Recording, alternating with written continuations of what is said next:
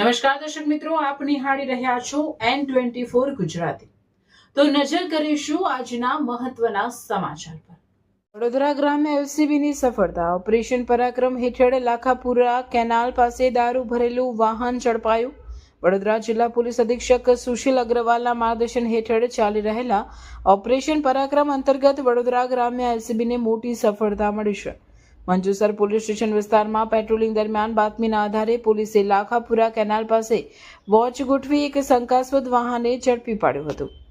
કાર્યવાહીમાં number plate વગરની Tata ACE ગાડીમાં ડ્રાઈવર સીટની નીચે અને પાછળના ભાગે બનાવેલા ગુપ્તખાનામાંથી વિદેશી દારૂનો જથ્થો મળી આવ્યો।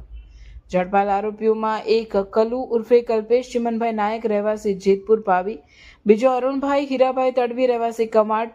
કબજે કરેલ મુદ્દામાલમાં વિદેશી દારૂના ક્વાર્ટર અને બિયર કુલ 124 નંગ, 2,95,567, ટાટા એસીઈ ગાડી અને 2 મોબાઈલ સહિત કુલ મુદ્દામાલ 5,15,567।